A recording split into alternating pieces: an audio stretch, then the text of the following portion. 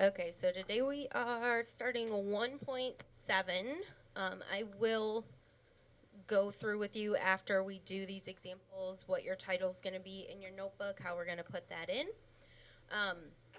So a transformation is just going to be something that changes either the position, the size, or the shape of a figure. Okay, so position, size, or shape. The original figure is called the pre-image. Okay, and then the resulting figure, so after you do the transformation, that's called the image. What we say is that a transformation maps the pre-image to the image, and to show that, what we use is arrow notation. When you are looking at arrow notation, it's going to be this statement here. We'll actually identify that in just a second. And then primes are used to label the image. So I'm just going to show you what yours looks like in your notebook. Okay, so we have the same fill in the blanks there. So see how that B has a little, well, it's like an apostrophe after it? Okay, that shows you that it's prime. So the B with the dash is going to be B prime. This is A prime. This is C prime. Okay, when you are doing an example and it says to write it in arrow notation, this is your arrow notation. So triangle ABC maps to triangle A prime, B prime, C prime. Do you guys know what kind of transformation that is? Yep, good. It's a translation. Okay, so reflection, rotation, translation are all terms that you should have heard before. Maybe some of us just need a little bit of a refresher on them. So we are going to go ahead and talk about each one a little bit. So let's see if we filled in our blanks correctly. So the reflection, or what else can you call it? Flip, is a transformation across a line, and that line is called the, good job, line of reflection. Each point and its image are the, very good, same distance from the line of reflection. So in the picture, what it's showing you here is that whatever it was reflected over, this distance is going to be the same as this distance. Okay, those two are going to be the same. Okay, so a rotation or turn is a transformation about a point P, which is called the center of rotation. Nice job. Each point and its image are the good, same distance from P. Okay, so when you're doing a rotation, you can think of it as a turn, but it's going to be about 1 point. Okay, so when you're at that point isn't moving. The things around it are what's turning. Okay, and then the last one is a translation. So a translation or slide is a transformation in which all the points of a figure move the same distance in the same direction. Okay, so they're not only moving the same units, but they're also going in the same direction. Okay, so they're all going right, or they're all going left, they're all going up, or they're all going down. All right, and then if you guys want, we can fold this now. We aren't going to glue it in yet, but it doesn't have to be on this line. We can just fold it so that it goes in half naturally.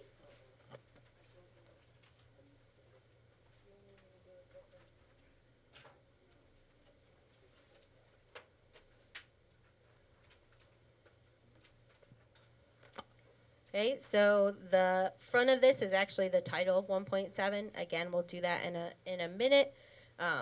And this image is in the inside. All right, so we're going to put that to the side for just a second, and then we are going to look at the first page of our examples.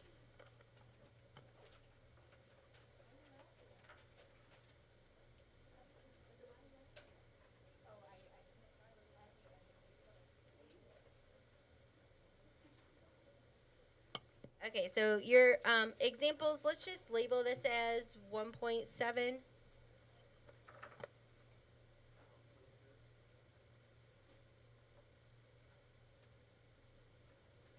And then again, I'll go over with you how we're going to put those in the notebook, but it's nice if we just have a reminder of what section it is. Okay, so for our first example, it says identify each transformation and then use arrow notation to describe the transformation. So when it says to identify the transformation, you want to ask yourself, is it a translation, rotation, or reflection? Okay, Ziggy, what are you thinking for the first one? Okay, yep, and then the slide is the what? Translation. Okay, so we're going to write translation. Okay, and your logic can be, oh, if you can slide it without picking it up off the paper, then that's going to be a translation. And then after you identify, you also have to use arrow notation to describe the transformation. Okay, so if we are naming a rectangle you don't use like the shape by it, you just go ahead and label it by its vertices. So I'm just going to go in alphabetical order around the rectangle, which would be M, N, O, P. Okay, so if it's a four-sided figure, which is called a quadrilateral, you do not have to put that shape next to it. And then that's going to map to M prime, N prime, O prime, P prime.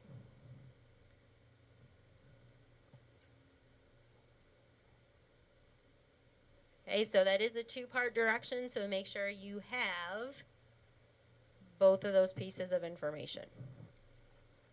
Okay, I'm going to give you a minute to go ahead and try part B.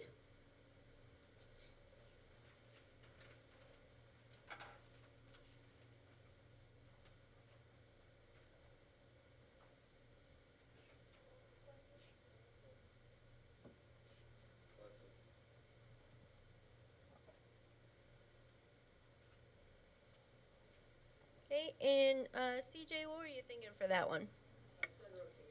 Okay, and that's correct. How did you figure that one out? Because at the bottom here, that's why it's turned. Okay, good. So like this one turns to rotate to the bottom. Good. Okay, it's not going to be a slide because I would have to pick that up to move it. And then it's not a reflection. You'd have to reflect it over a certain line, so we don't have that mirror image there. So now we're going to write our statement. So X, Y, Z, it's a triangle. So if it's a triangle, we are going to keep our triangle with it. And then we're going to do our arrow, and that arrow just means maps to. So triangle X, Y, Z maps to triangle X prime, Y prime, Z prime. Yes, you should always have, so the part of the order that matters is you have to have the pre-image first and then the image second. But if you mean does it matter what order you have the vertices in, no, as long as they are comparable, yeah. So if you had like ZYX to Z prime, Y prime, X prime, that would be fine. Yep. Usually we'll put them in alphabetical order. Okay, so if they are in alphabetical order here, then that's always a good thing to do. All right, and then for our next example, it says a figure has vertices at A, B, and C. After transformation, the image has vertices at A prime, B prime, C prime. Draw the pre-image and image, then identify the transformation. Okay, so what we have to do is go ahead and plot those points. And usually when I'm plotting, I'll use my two different colors. So the first one is at 1, -1. So a lot of you can probably do this on your own. If you need just a reminder of how to plot coordinate points, you can stay with me. If not, feel free to go ahead. Notice that you do have to label those. So once I plot point A, I label point A. B is 2, 3, so I'm going to go over 2, up 3. That's my B, so I'm going to label it. And then C is 4, negative 2. So 4, 1, 2. Okay, and then if you have a straight edge, use it to connect those points. Okay, if you don't, I'll come pass them out. It just makes it look so much nicer.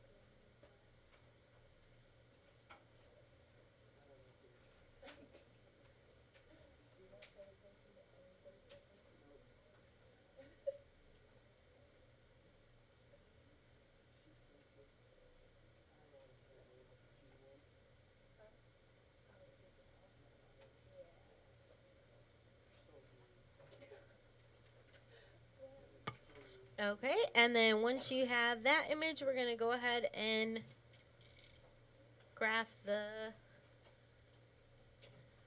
image. The first one is your pre-image. Alright, so now I have A at negative 1, negative 1, and this is A prime. So again, we're just going to label that. So you have your A prime. B prime is negative 2, 3.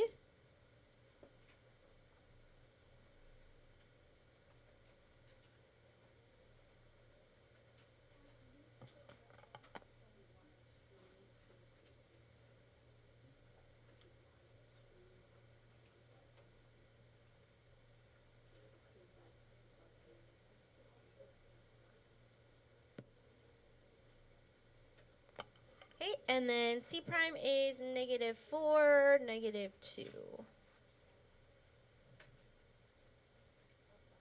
All right, and then we're going to connect those with a straight edge as well, and then you can go ahead and tell me what kind of transformation that is.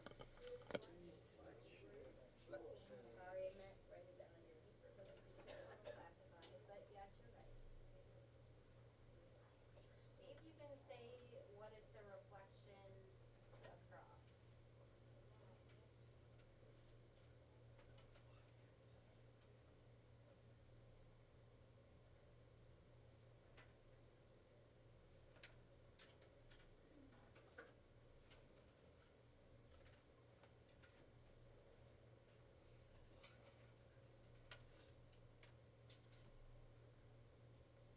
Okay, so now that you have those graphed, we can see that what's happening here.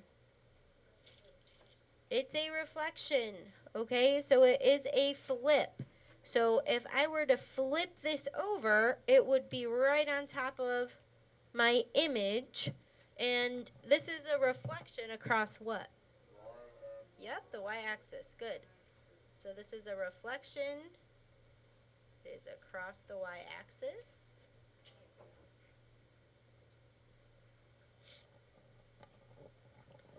And then I want you to notice something else too. So if you look at the points from A to A prime, B to B prime, C to C prime, do you guys notice anything special that happened? Yeah, what happened to the x coordinate? Yep, they became negative, which is the opposite. Okay, so we're just going to write that we noticed that the x coordinates.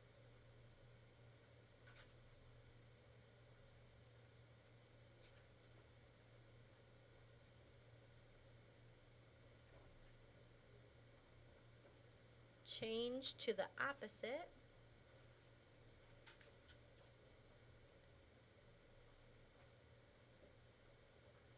if there's a reflection across the y-axis. And that only happens with the y-axis. So the x-coordinates change to the opposite if there's a reflection across the y-axis.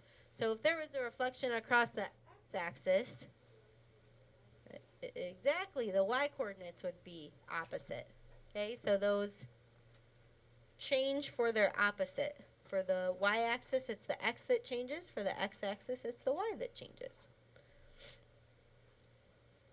All right, and then let's go to our last example, which is on your other page. Okay, so we're going to find the coordinates for the image of JKLM after the translation. XY maps to x minus 2,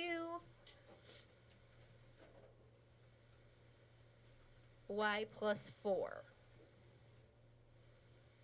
Okay? So we're going to do a couple things here, and we are going to graph it as well. So the first thing we're going to do is we're going to talk about what this means. Okay, so if this says x goes to x minus 2, okay, x minus 2 means you are moving in what direction? To the left, right? Okay, y plus 4 means you're moving in what direction?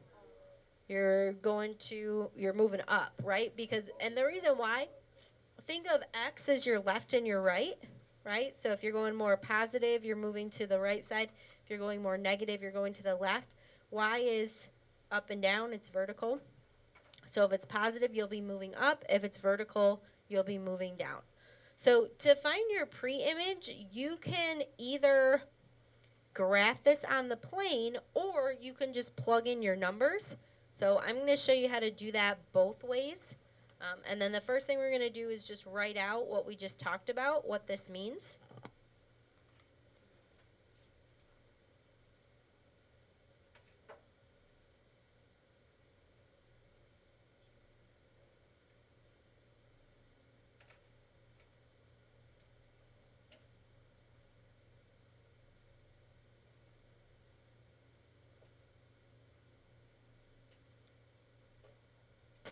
Okay, so you can use the coordinate plane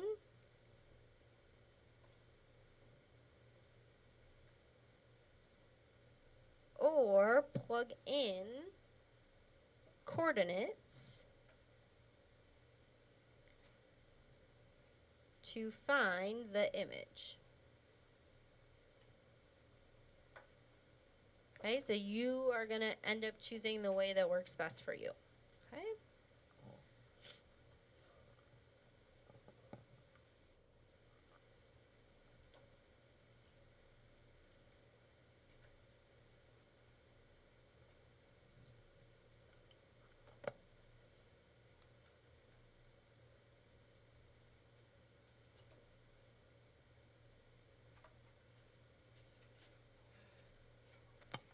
Okay, so if I use my coordinates, all I have to do is look and see where J is, and then I can move that 2 units to the left, and then 4 units up. Okay, so if I go 1, 2, and then 1, 2, 3, 4, this would be my J prime.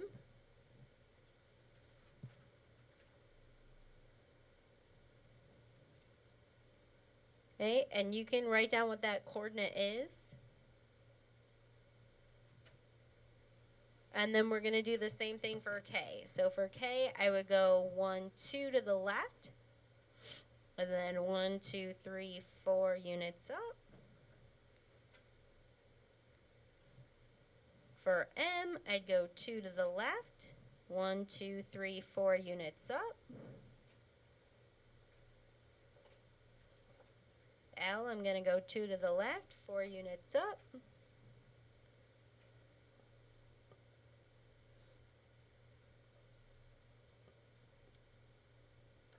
I better use my straight edge if this is going to turn out.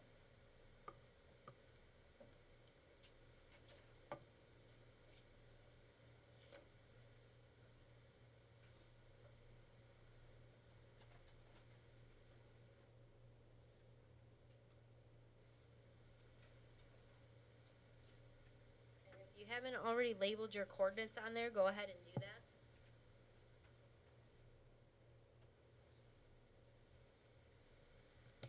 I'm not going to show you yet because I want to check it with our other method.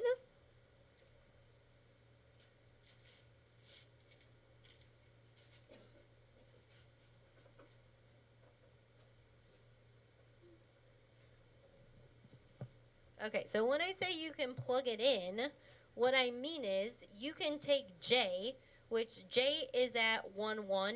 You guys agree? J starts at 1, 1. Okay, and then if you plug that into this equation, and I'm just going to write this above, this would be 1 minus 2, 1 plus 4. 1 minus 2 is what? Negative 1. 1 plus 4, 5. Okay, is this at negative 1, 5? Yep. Okay, so those are going to be the same thing. For K, I start off at 1, 2, 3, up 1.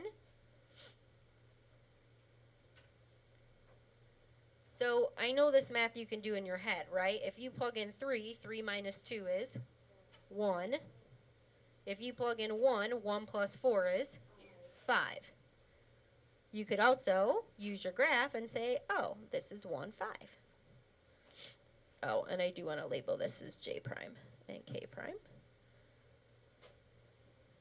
Okay, and then for M, or no, L comes next in the alphabet, am I right?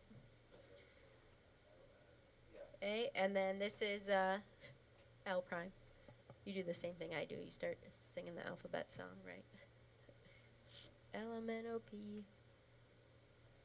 Okay, so if you start at 3, negative 4, if you do 3 minus 2, what do you get? 1, right? And then if you plug in negative 4 plus 4 is 0. And then you can see this is at 1, 0. And then our last one, M. And sorry, I should have reminded you that this started off at 1, 2, 3, negative 4. Okay, and then for M, that is at 1, negative 4. Okay, so if I do 1 minus 2, I get, what's 1 minus 2? Negative 1. Okay, and then if I do negative 4 plus 4, again I get 0. Notice how these two y's are the same and these two y's are the same? That's because you have a rectangle and those two are going to be directly across from each other. Okay, and then you can choose, again, which method that you use. It's all your primes are going to be your final answer. Okay, so that's where J prime, K prime, L prime, M prime are. Okay, so when you're writing this out, your work is either going to be showing me that you're graphing it, or you're just going to take this and then map it to the new one. Okay.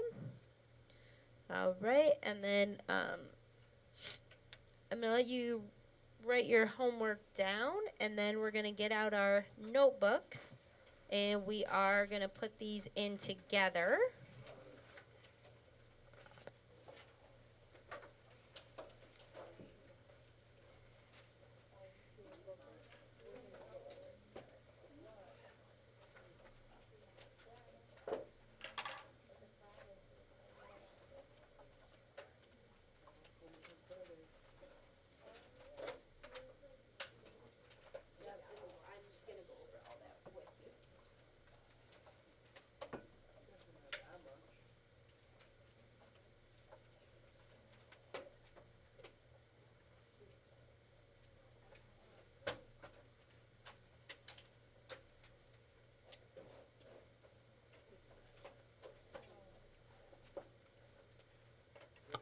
Okay, so now I'm just going to go over the instructions for how we're going to put this in our notebook. Sorry, you guys didn't write that down yet. What are you waiting for?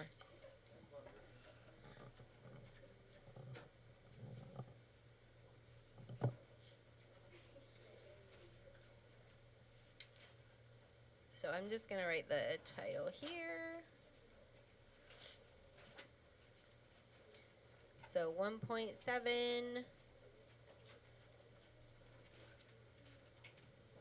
is called Transformations.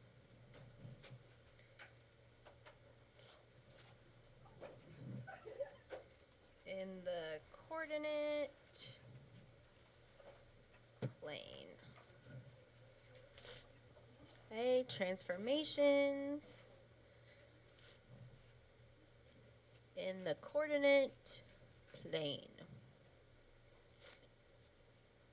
And then what we're going to do is we're going to take our first foldable, and then depending on the width of your notebook, if it's too much to put it in like this, or if you want, see how you can like trim the edges off here? If you want to trim the edges off and then put it in horizontally, you can do that. Or you can also just turn it and put it in vertically. Again, remember the start of every section is going to go on a new page. So you can choose that. And I know you guys are ready to get going, but I'm gonna actually just show you how to do all of them, and then I'm gonna give you time to do all of them. Okay, so again, you can trim that and put it in widthwise, or you can turn it and put it in lengthwise. Okay, then on the back, since these are flat, you are going to cut this out and glue it right on the back. So just cut along your lines here, put that on the back.